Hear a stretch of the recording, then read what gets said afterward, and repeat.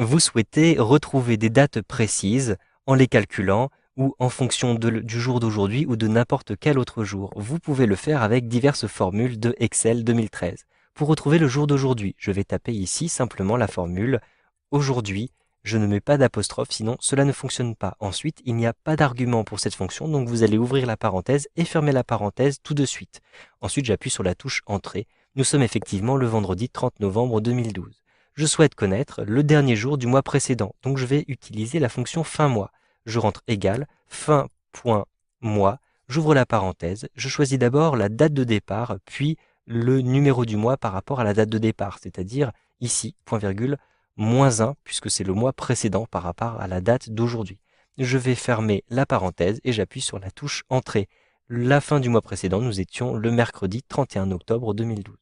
Je souhaite connaître maintenant le dernier jour du mois en cours. Donc je vais rentrer égal, fin.mois, j'ouvre ma parenthèse, je choisis la date de départ qui est la date d'aujourd'hui, je vais mettre un point virgule et je vais ensuite préciser donc qu'il s'agit du mois en cours, donc je mets 0. Je ferme la parenthèse et j'appuie sur la touche Entrée.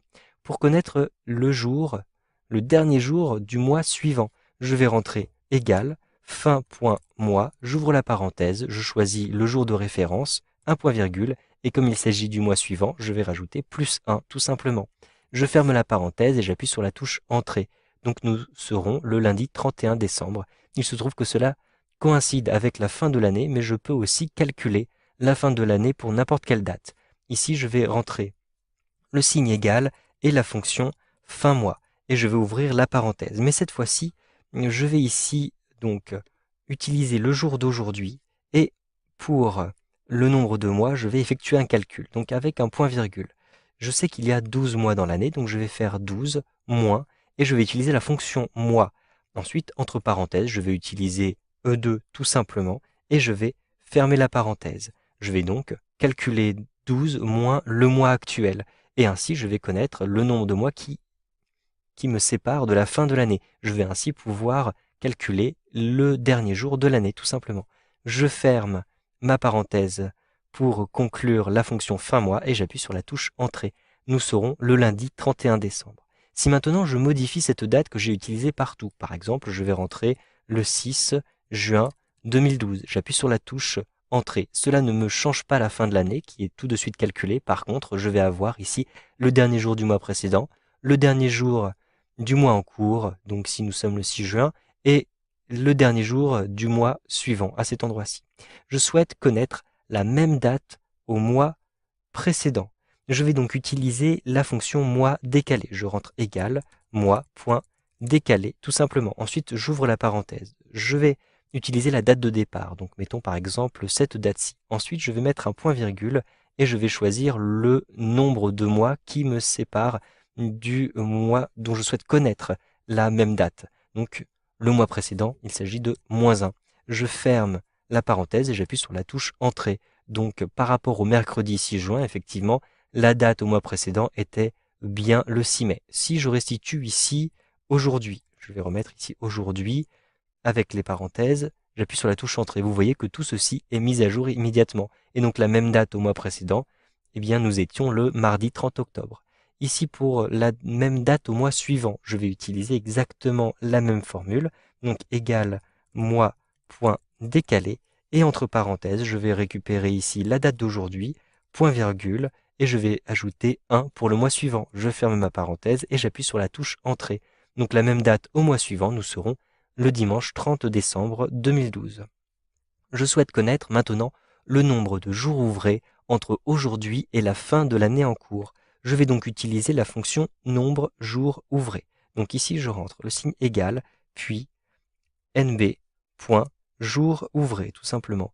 Donc, jour, comme ceci, avec un S, et ouvré. Donc, jour.ouvré. D'ailleurs, vous avez ici le résultat qui est affiché. Je double-clique sur nombre.jour.ouvré. J'ouvre la parenthèse. Ici, je vais d'abord préciser la première date, celle qui m'intéresse. Donc, la première date, il s'agit d'aujourd'hui. Ensuite, un point virgule. Ensuite, je vais indiquer la date d'arrivée. Donc, c'est la fin de l'année en l'occurrence. Donc, je vais choisir fin de l'année. Ensuite, je vais indiquer les différents jours fériés. Or, j'ai effectivement une plage de jours fériés ici entre H9 et H11. Donc je vais sélectionner la plage de H9 à H11. Ensuite, je ferme la parenthèse et j'appuie sur la touche Entrée.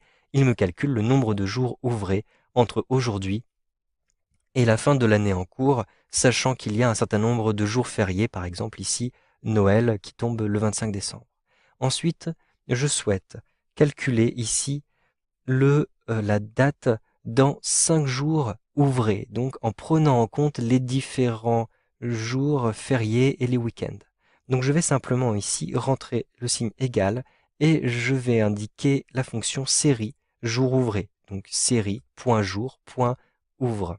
Je double-clique ici pour sélectionner cette formule. Ensuite, je vais ouvrir la parenthèse et je vais indiquer quelle est la date de départ. La date de départ est aujourd'hui. Je rajoute un point-virgule et je vais ensuite indiquer le nombre de jours. Le nombre de jours, je l'ai indiqué ici en C10.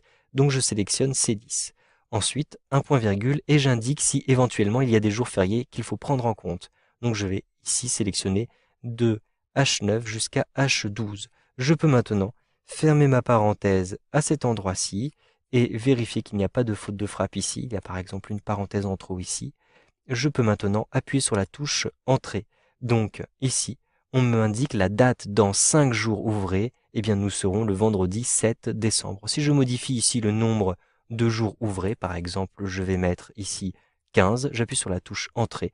Dans 15 jours ouvrés, nous serons le vendredi 21 décembre. Si j'ajoute un jour ouvré, par exemple 16, j'appuie sur la touche Entrée. Nous ne serons pas donc le samedi, puisque ce n'est pas un jour ouvré. Nous serons automatiquement, il me détecte le lundi 24 décembre.